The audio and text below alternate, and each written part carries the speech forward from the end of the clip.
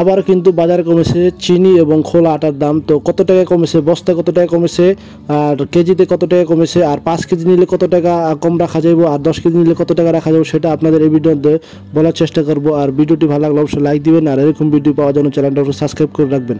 তো চলুন শুরু করা যাক। তো দেখতে পাচ্ছেন এটা কিন্তু ফ্রেশ কোম্পানির চিনি, এক বস্তায় 50 কেজি থাকে। তো এই চিনিটা আমরা বিক্রি করতেছি 120 টাকা কেজি করে। 120 টাকা না, আপনারা যে কেউ যদি 1 কেজি নেয় তাহলে 122 টাকা 23 টাকা বিক্রি করতেছি, আর কেউ যদি 5 কেজি 10 কেজি নেয় তাহলে 120 টাকা করে রাখা যাবে। এই হলো আপনার চিনি আপডেট। আর চিনিটা কিন্তু ফ্রেশ কোম্পানির চিনিটা কিন্তু আপনার একদম চিকুন মিডিয়াম চিনি। এই চিনিটা খুবই ভালো, আর অল্প দিলে আপনি শরবত খান আর চা খান যাই খান, অল্প দিলে কিন্তু চিনিটা মিষ্টি হয়ে যায়। আর এটা কেমিক্যাল মুক্ত কিন্তু এই চিনিটা।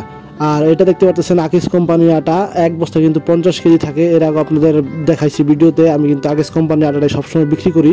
তো দেখতে পাচ্ছেন আমার দোকানে 2 বস্তা আছে আকিস কোম্পানির আটা। তো এই আটাটা আমরা বিক্রি করতেছি হলো আপনার, কেউ যদি আপনার 5 কেজি নেয় তাহলে আমরা বিক্রি করতেছি 190 টাকা কিংবা 185 টাকা বিক্রি করতেছি, আর খুচরা নিলে আপনার 40 টাকা করে, ঠিক আছে, এই রেটে বিক্রি করতেছি। এই আকিস কোম্পানির আটাটা কিন্তু খুব ভালো, আর রুটিগুলো কিন্তু অনেক বড় বড় হয়, আর রুটিটা কিন্তু ফোলে, ঠিক আছে, আর অল্পতে রুটি নরম হয়ে যায়। আর এই রুটিটা কিন্তু অনেক সময় কিন্তু নরম থাকে। রুটি বানানোর পর যেমন অন্যান্য কোম্পানির আটা আছে, বানালে পরে আপনার রুটিটা শক্ত হয়ে যায়, কিন্তু আকিস কোম্পানির আটাটা খুবই ভালো। এটা আপনার বানানোর পরে রুটি অনেকক্ষণ তৈরি, অনেক সময় তৈরি নরম থাকে। তো এই হলো আটার আপডেট।